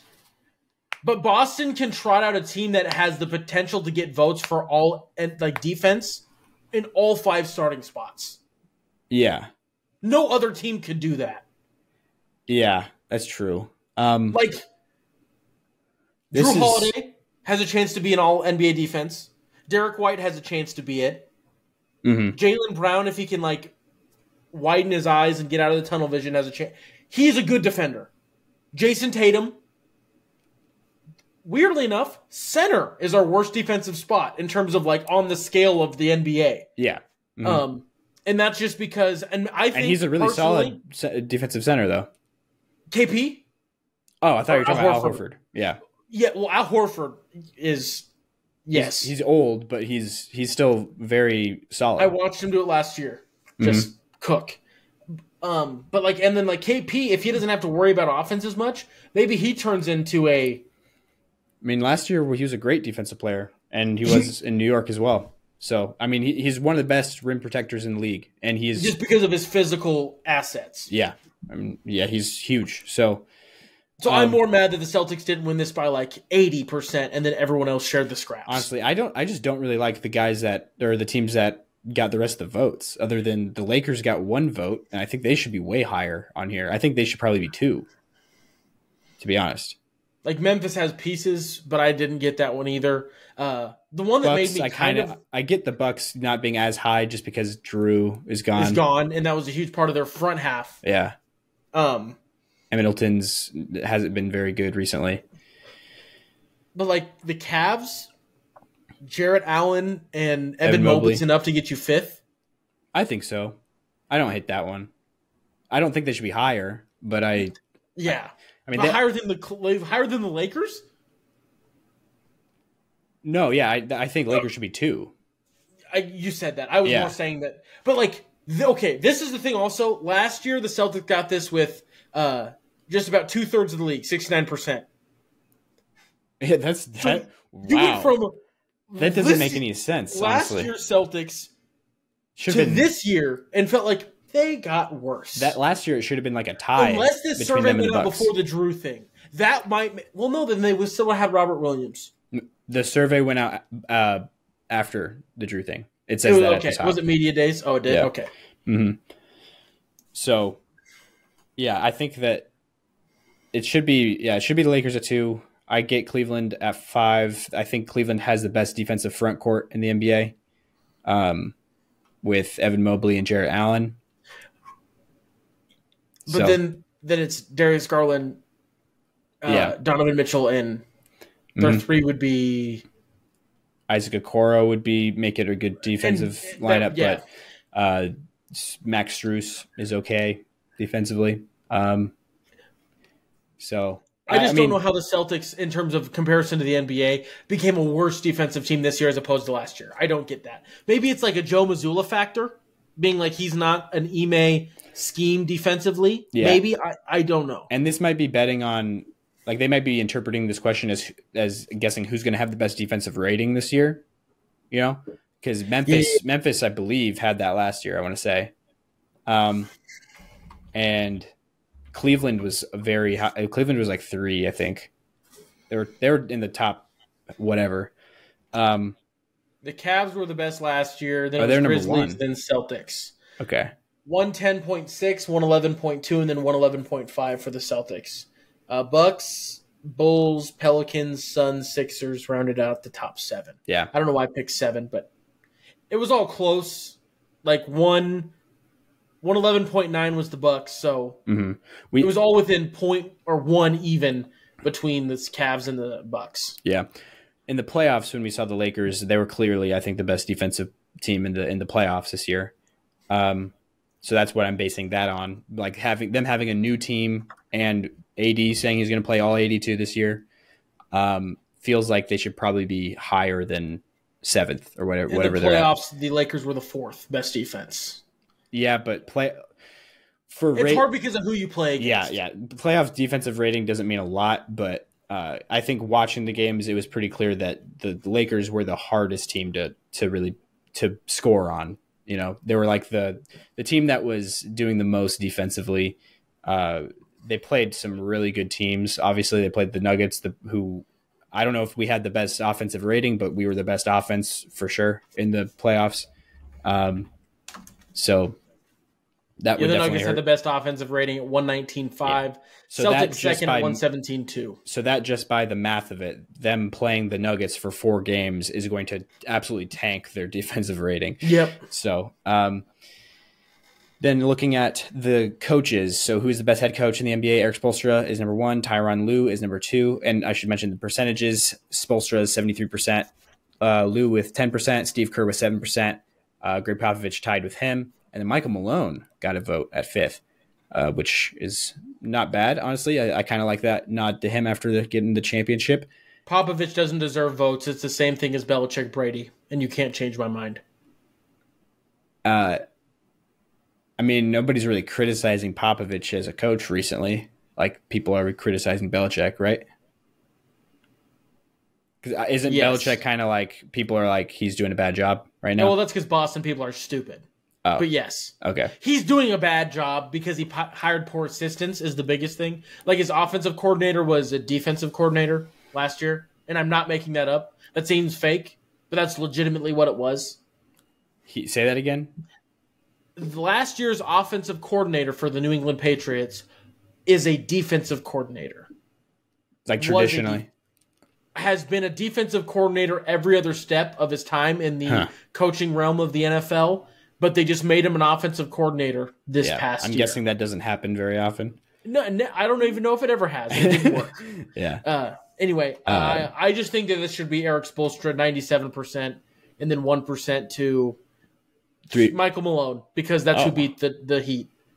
Just throwing because Pat Riley can't vote for himself. Oh, true. Yeah. I would go maybe Tyronn Lue, or I wouldn't mind a Nick Nurse vote. But yeah. I'll continue my crusade. Steve Kerr shouldn't be up here. I agree with that. But Steve Kerr is not proof. If Steve Kerr won't stick around until after Steph's gone, there will be hands holding into the sunset together. But is he great? Is he great at a lot of the aspects of coaching? Absolutely. And maybe I'm looking at this too much as an X and O's whole package thing. Because managing all the personalities that Kerr's had to manage at Golden State is not an easy task. Yeah, and he's very good X's and O's wise too. It's just he has a similar problem to Bud with the. He just has had Steph to kind of Yeah, he never steers away from the Warriors' very specific system. And they're still running the death lineup, and there's no Kevin Durant, and Klay Thompson's old. Yeah, and just mainly the way the ball moves is very equal opportunity. So you're getting probably a lot more Kevon Looney elbow touches and mid-range shots than you probably should. But that's just by the nature of the system. And that's what he's never veered away from, which I can respect from a philosophy standpoint, but it's a similar issue to the Budenholzer thing. But I think that Kerr, his offensive system is much more purified and refined, that more so than Bud's very simple, go through the different columns of stats, and it's what is the best thing to do in this situation, and then and just do those things. Kerr is more of a theoretical thing, which I think is very impressive and admirable that he was able to unlock that and create that the way that he did, because he definitely did. He innovated in that department for sure. But he does have some things that he sticks to that he probably shouldn't at times. And that brings us to the next question, which is, I think, more interesting than the previous one. Which head coach is the best manager and motivator of people? Eric Spoelstra won this one as well, which I don't hate, but it feels like that's not who you think of really right away for that. No, you think of Steve Kerr. Or Greg Popovich. Or I personally think Joe Mazzulla. Give the man some love. Tom the Thibodeau. Greatest quote in the Tom. Yeah, that's probably actually greatest quote. I don't remember the exact thing. Maybe I should. Anyway, he goes it was a question about the royal family, and he goes, Jesus, Mary, and Joseph. Yeah, that's the only royal family I care about. Yeah, that was funny. But yeah, the reason why I found this question interesting is because, Spoelstra is number 1, Steve Kerr is number 2, Tyronn Lue is number 3, Popovich is number 4, and then there's a few guys receiving votes, 1 each, with Mark Daigneault, and then Jamal Mosley and Monty Williams. So I don't hate anything here. I think Monty Williams makes sense here. I think Greg Popovich makes sense here. Tyronn Lue maybe. Steve Kerr. I think Monty Williams has done the opposite though. Only with DeAndre Ayton. Certain players. Like Monty is pretty. That's like the one thing I've definitely heard from a lot of players who have played from him is like that he's like a pastor basically. Okay. You know what I mean? Like that's how he kind of talks with. But didn't him and Chris Paul have like a weird disagreement? And obviously they got it figured out and they were fine. But I Recently? thought that they old Hornets. Yeah. I thought like they might have been, but Chris Paul fights with every coach because whenever Chris Paul disagrees with a coach, he thinks he's right. Which I'm not saying is a bad thing because he might be. He's Chris Paul, but he feels very strongly about things. Which I think Chris Paul will come up in another question because they asked about what coach will be or what player will be a good coach. Yeah. So that one's an interesting question that I think that we'll have a lot of conversation about. But this one first, Mark Daigneault, I think is very interesting to be here because we need to do this. We really need to jump ahead to the next one, which is which head coach makes the best in-game adjustments. I think it makes way more sense to have Daigneault here. Spoelstra. Oh yeah, Daigneault here or in the best head coach category versus the best manager and motivator of people. It feels like that's like the thing that Daigneault is not like. Well, and this is also hard because like this is also a lot of like behind the door that we don't see. Yeah, we don't see it. Like, go ahead. Maybe Eric Spoelstra is just like the greatest rah guy in the locker room you've ever seen. Like maybe his speeches would make you want to run through a brick wall.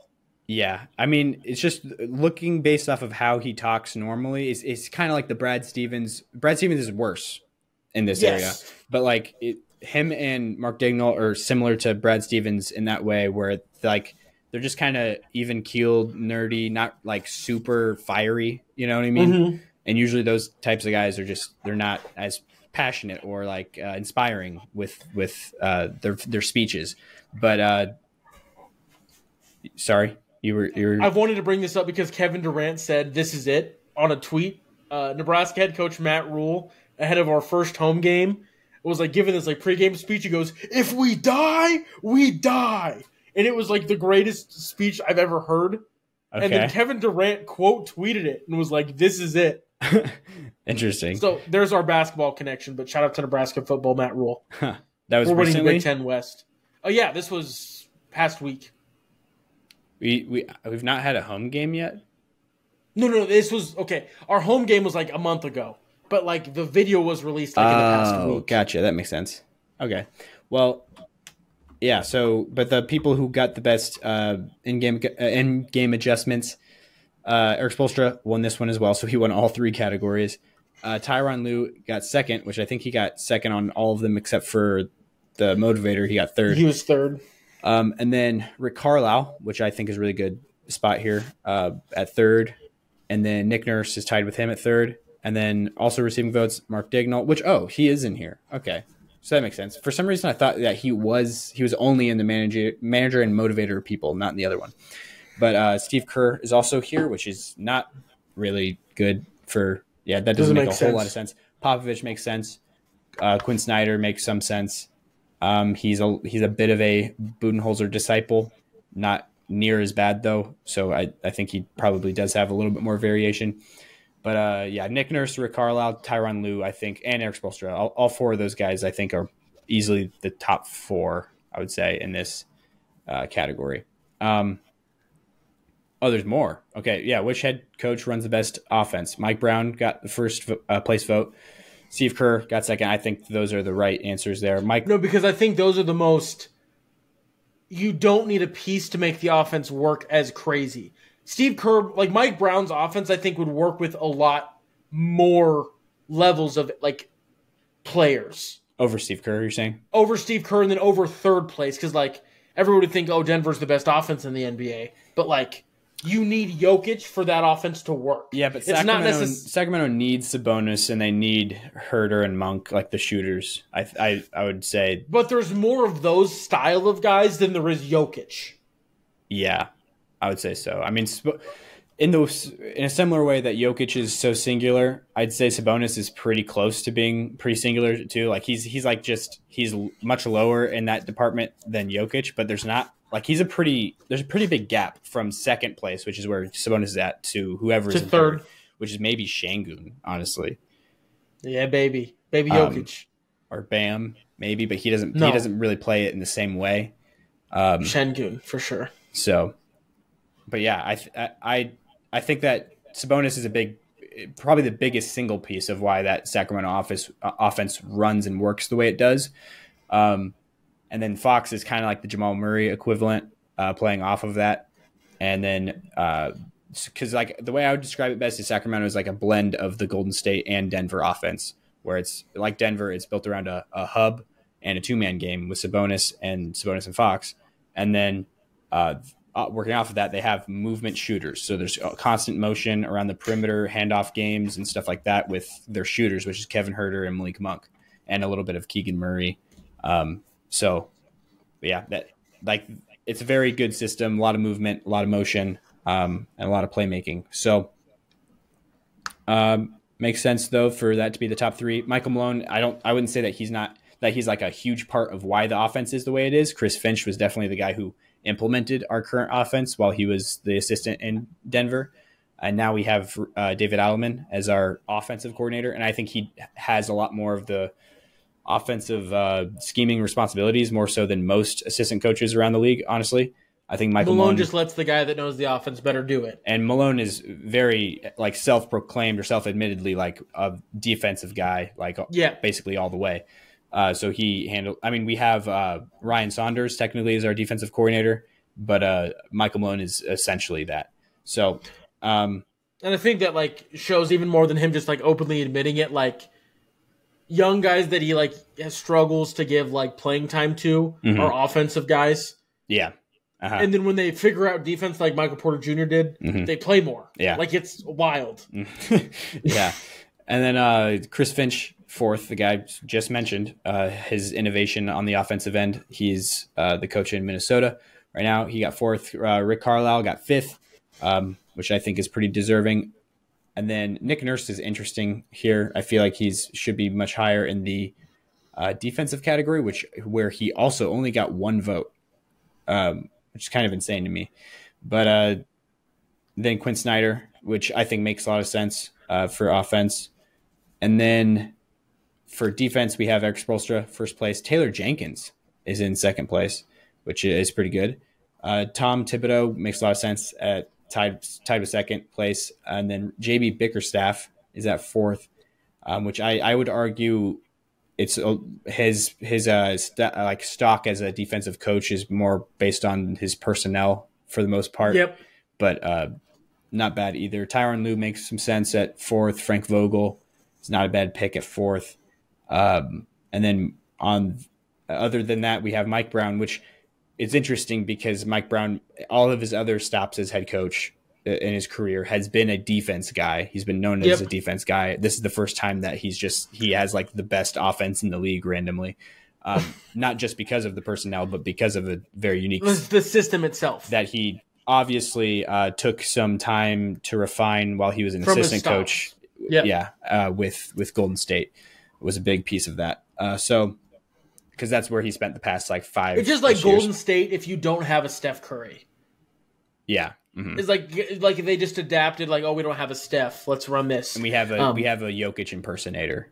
Yeah. So, and Mike Brown, for those who don't know, was the assistant coach with the Warriors for like 4 or 5 years. So he learned a lot of the system. He was around for a while. Yeah, firsthand. And then, I don't know if I said, Mark Daigneault was also in here, Joe Mazzulla. Which I don't love. Yeah, I don't love either. And then Nick Nurse, which I think should be way higher than only getting one vote. I don't know. I would put Ime here instead of Joe Mazzulla. Because Joe Mazzulla is still using the Ime defense. Yeah, for sure. And then which new or relocated head coach will make the biggest impact on his new team? Ime Udoka, number 1 with 57%. Monty Williams at 2, 17%. Frank Vogel at 3 with 13%. Tied for fourth place, we have the 2 rookie head coaches with Adrian Griffin in Milwaukee and Darko Rajakovic in Toronto, both receiving 2 votes each. So I think I agree with the order here for the most part, other than I think the 2 new guys should be probably above Vogel because, like, what I don't really see, like, Vogel's going to do the same thing he did in LA and just manage.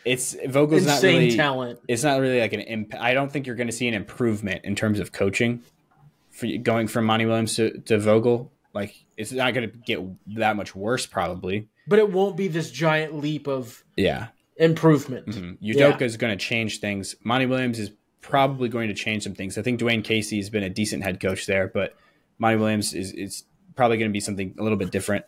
And Dwayne Casey pulled a Brad Stevens, didn't he, and moved into the front office? Or is he gone? No, Dwayne Casey is moved into the front office role and hired on Monty Williams and gave him all the money in the world. So, and then the next one, who's the best assistant coach in the NBA? Jordi Fernandez, who is a former Denver Nuggets assistant until just last season, I believe, or maybe 2 years ago. But he's with Sacramento. He got 31%. Terry Stotts in Milwaukee got 10%. A guy that could be a head coach. Yeah. Again, he was, obviously, but... Yeah. And then Kevin Young at 10% and tied with second place. And then Sam Cassell tied at fourth with Charles Lee, both in Boston. Which is pretty interesting that Sam Cassell's in Boston now. I didn't even know that. Yep. And offense. David Adelman's not even here.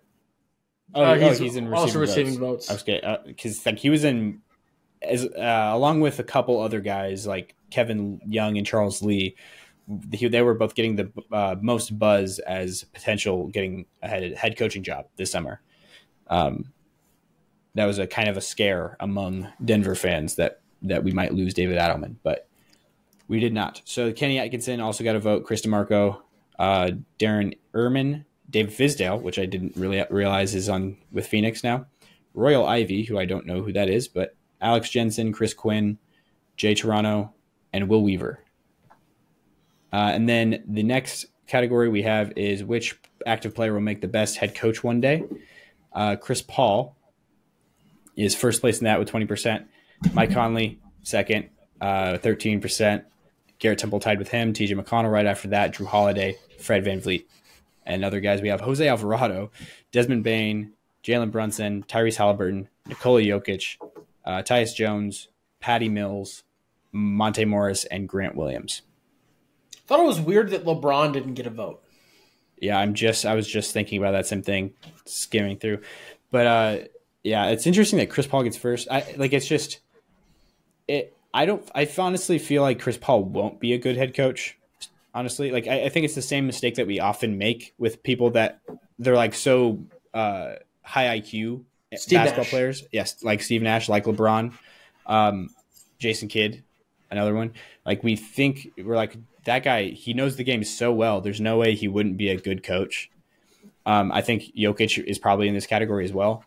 The reason why I think it's hard is because with somebody that's that talented, like that, like naturally intuitive with the game, it's hard for them to like really relay or like connect and break down. This is what you do. Like this is when you see this, you do this. Yeah, and they expect guys to just know that because it's the no duh. Yeah, that's what you do on a basketball court. And not everybody's brain works like Steve Nash or Chris Paul, two of the greatest point guards of all time. Yeah, I think it would be a lot of frustration with like, how don't you see this? You know, like it's like to them, it's like this is something that just comes naturally, and they don't know how to teach it. You know, that's often the case. You need to be a good head coach. You need to be able to, you need to be able to see things from the player's point of views. You need to be able to like be a guy who knows a lot about the game, but also knows how to learn more about the game and how to make yourself more of a high IQ basketball player than just being naturally gifted with it.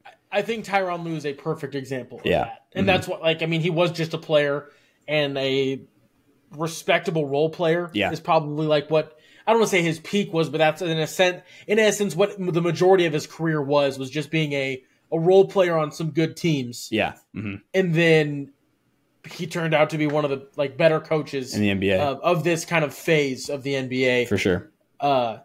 Some of the names I liked on there was Jalen Brunson because I feel like he's a guy that's like does obviously have a basketball IQ, but it's not like what makes him great necessarily. Yeah. Mm-hmm. Like he's obviously smart and understands a lot of things. Almost every guy in the NBA has some level of that. Yeah. But one I didn't get at absolutely all, Monte Morris. Oh, really? I didn't. Am I mixing people up? I must be mixing people up. Who are you up. thinking of? Is he a Kansas twin? Oh, no. Or is he Iowa State? No, that's Markieff. Yeah, he's Iowa State. So Iowa State point guard, okay. Markieff and Marcus are the twins. That's my fault. Yeah, Monte is the old I retract. Denver Nuggets Iowa State point guard. Cyclone legend Monte Morris. And led the league in assist to turnover ratio. He was the Count of Monte Assisto. Remember the Count of Monte Assisto, I do remember. Yeah. I think Tyrese Halliburton wouldn't be a bad coach, even though like I think he's very naturally gifted with basketball IQ. Just the way I've heard him, he's very well articulated and can break things down like way better than most NBA players that you listen to in interviews. Same thing with Jalen Brunson. That's not the word. I did not think of the word, but the way he articulates basketball isn't just like I just saw it. Yeah. It's very like, and other guys can, but they just don't because they just saw it. Yeah. Mm-hmm.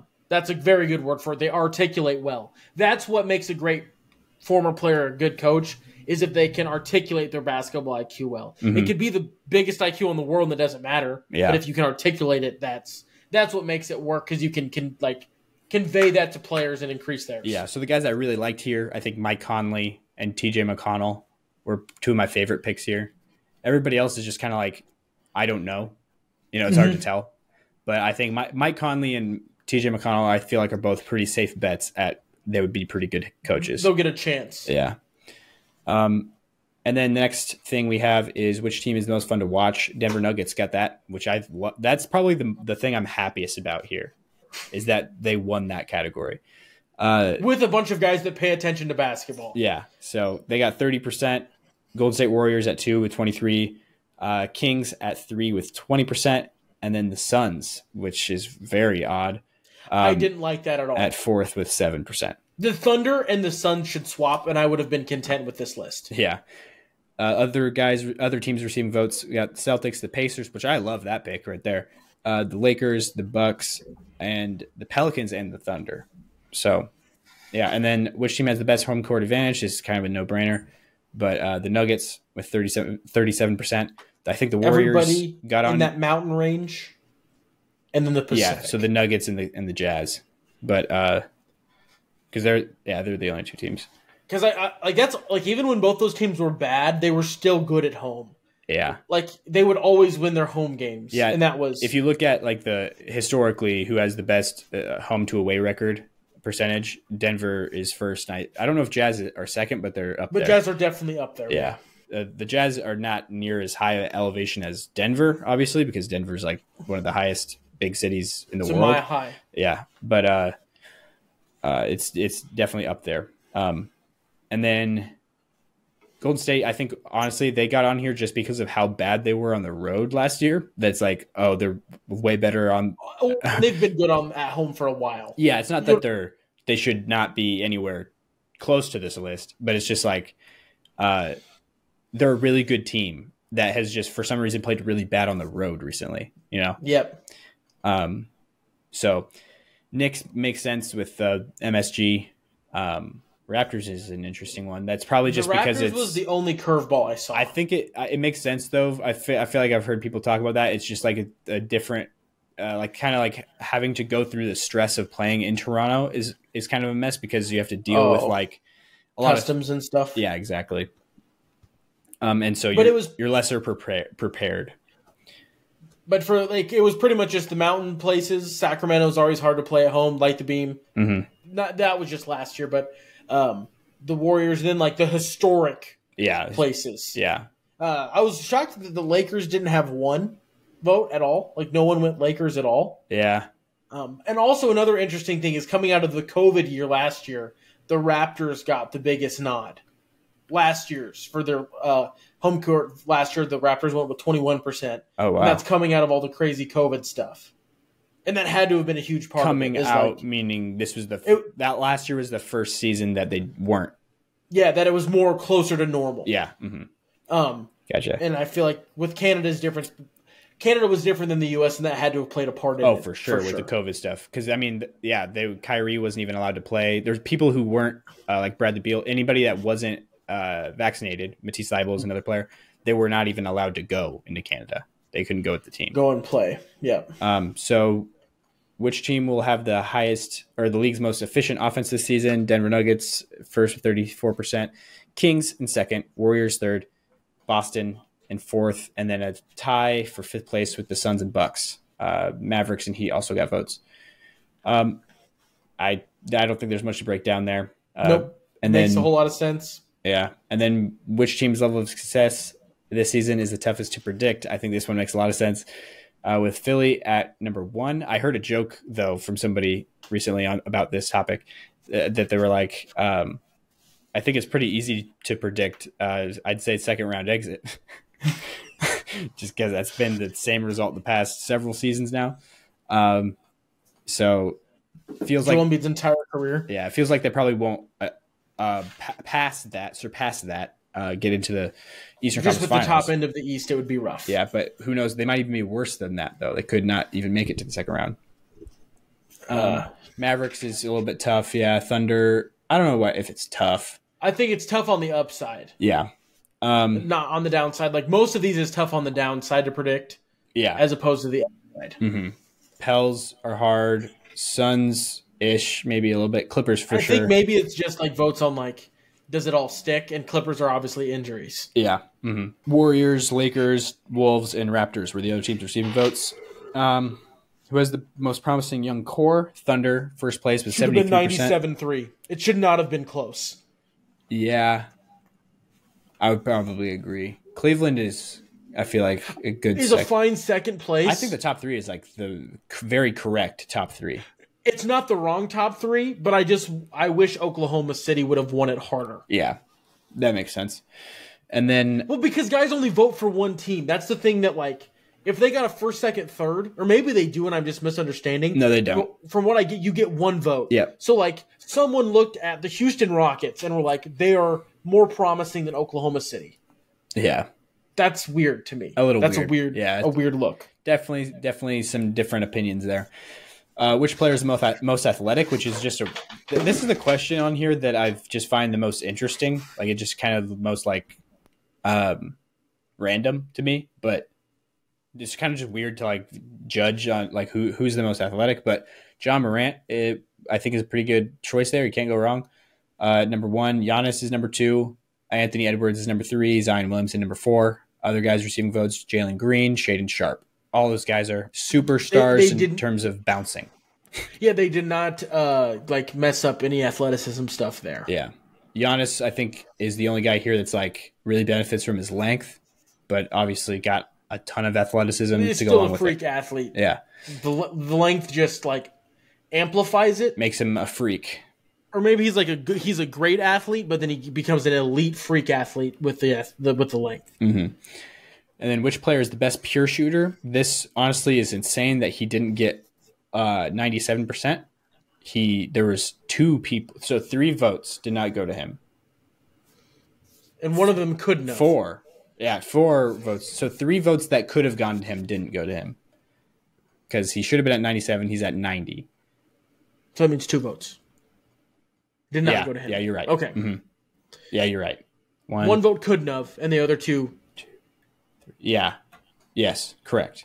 So 90%. Somehow we got 91 last year, though. That doesn't make any sense. Weird rounding. Who knows? But there would have to have been different number of GMs surveyed. But maybe someone last year didn't respond. I don't know. Yeah, it could have been out of 29. And then other people receiving votes, though, Kevin Durant, Luke Kennard, and Damian Lillard. All fine shooters, but I feel like it's just Steph. Yeah, there's no world where somebody should say that any of those guys are more of a pure shooter than Steph Curry. Like the potential purest shooter in the history of basketball. Kind of solidified. That's one of the easier questions in that realm of like who's the best at this. Yeah, it's pretty easy. It's Steph. Which player is the fastest with the ball? De'Aaron Fox is in first place here. John Morant is in second. I think both of those make sense. Kyrie's interesting getting a vote. I think it's just because of how he's the quickest with the ball. Yeah. Quickest with the ball, not fastest. Yeah, he's very shifty with it. Hard to predict where he's about to go. Jaden Ivey is also a pretty good pick here. Which player is the best at moving without the ball? Steph Curry is number 1. Mikal Bridges, number 2. Klay Thompson, number 3. Chris Middleton, number 4. Which Chris Middleton is like, he used to, but hasn't been moving super well of late. Well, I think Steph is the other thing of like, he also does this at the potentially greatest of all time in terms of the NBA history. Yeah. Yeah. I mean, because he really does it like a JJ Redick or a Kyle Korver. Like, he does their job, but he also is a superstar with the ball in his hands, which is just an insane thing. Like, 2 cards to have in the fight is like nobody else has ever had that. Other than, I mean, Reggie Miller and Ray Allen, if the NBA would have been, if they would have come in today's league, they would have dominated, done the same thing, been closer to what Steph is than anybody else that we've seen. I think. But those guys definitely paved the way for the league that we have now. And then which player is the best passer? Nikola Jokic is first place with 67% of the votes. Luka Doncic is in second with 17. LeBron in third with 7. And then also receiving votes is Tyrese Halliburton, James Harden, and Chris Paul. So if for those that remember, when I gave my top 4 several episodes ago now, probably like 10 episodes ago. You're like 4 names that you'd be okay if they said Jokic instead of, they said X name instead of Jokic. Yeah, I had 3 guys. Yeah. So Jokic should be the 4th. So my order was like, I think I said Jokic, Luka, LeBron, and Tyrese Halliburton. And so that's like pretty directly the order. Tyrese only got a 1 vote though, so he's tied with Harden and Chris Paul technically. But that's a pretty decent top 6, honestly. It's hard to get mad at that. I might slide Trae Young in above Chris Paul, maybe. Somebody like that would be a pretty good pick to slide in there. But or LaMelo Ball, even. Josh Giddey could see some love. But yeah, next one is which player is the best leader. LeBron got first here, 27%. Steph, second, 23%. Jokic is third, which is a pretty good spot for him, I think, 17%. Jimmy Butler, Dame Lillard, and Chris Paul were all tied for fourth with 7% each. And then other guys receiving votes, Giannis, Jalen Brunson, and Draymond Green. Oh, and Drew Holiday. I think Draymond Green here is dumb. Yeah, it's a bit of a controversial pick. Just seems interesting. Yeah. And Steph is right there. Depends on what you mean by leadership style, I guess. Like what your definition of leadership fair. is. But I also sometimes like to whip my subordinates into shape by punching them against a wall. It's definitely a bit of a questionable, pretty old-fashioned type of and trash talking them on my Bleacher Report podcast. Yeah. Or not Bleacher Report. Who does the podcast? I thought it was Bleacher Report, honestly. It is Bleacher Report. Yeah. Who's the most versatile player in the NBA? Giannis, LeBron, KD. We don't need to go through all those. Best basketball IQ, Jokic is number 1 with 50%. LeBron and then Chris Paul, kind of the usual suspects. You got Steph Curry and Luka Doncic, who are the other players receiving votes. Which player would you want taking a shot with the game on the line? Steph Curry, number 1. Yeah, this is the one where I feel like Curry isn't necessarily like the definitive answer, just because, I mean, like in a vacuum, just any shot in general should be Steph. But like Dame Lillard, it might even be higher than Steph just in these ones alone. You know what I mean? When the ice is like, when like things are close, he just does things. You're like, wow. Mm-hmm. He's in third and he's here. So just stone faced when he does it. Yeah. Like Steph is like, you've seen him jumping, but then there's like that video of Dame just like laying there looking at the camera, and everyone else around him is mobbing him. Mm-hmm. But then Steph, like. And I would get excited, too, if I did the crazy stuff Steph does. But something about Dame is just wired to be like... Mm-hmm. Yeah. No, for sure. Kevin Durant was in second place here. Dame was in third.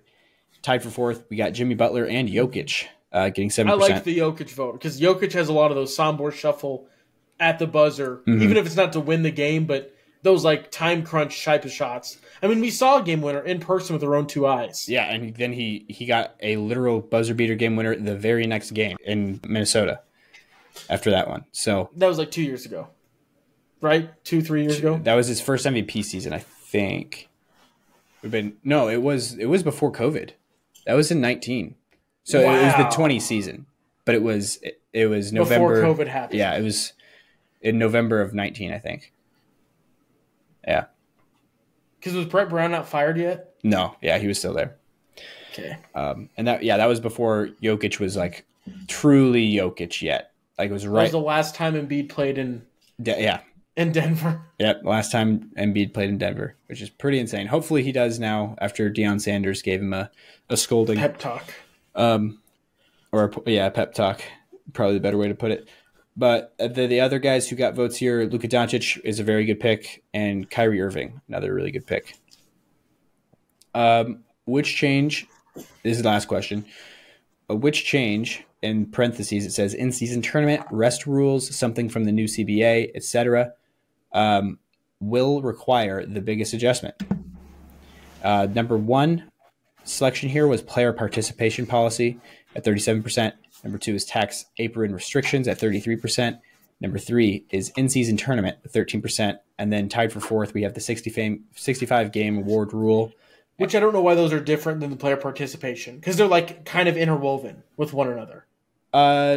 Right? Or am I like mixing things up? They're different. I mean, they kind of are interwoven, I guess you could say. But like the 65-game award, like player participation policy has nothing to do with awards.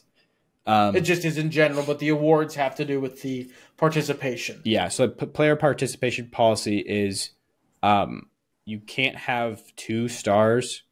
Like, so every team, I think, like somebody arbitrarily defines who like the team's 2 stars are, and you cannot have both of those players sitting out the same game. Unless it's like an injury. Yeah, unless they're not cleared to play. Like if it's for anything in terms of rest or load management, they are not allowed to not play. One of them has to play. The 65-game award rule is you're not eligible for awards unless you've played 65 games. And also you have to play 24 minutes. You have to average like some big amount of minutes in the 65. I don't know if it's. I think it's like in order for a game to count, you have to play over 24 minutes, I think, or something like that. But then you get like a couple games that can be different than that. If there's a couple ones that are slightly missing it, then it's supposed to be like with grace. Yeah. Mm-hmm. And then flopping text was also the other selection here. Oh, and extra coaches challenge, which we'll end the episode on this. I think extra coaches challenge. I think this is dumb that they should have it.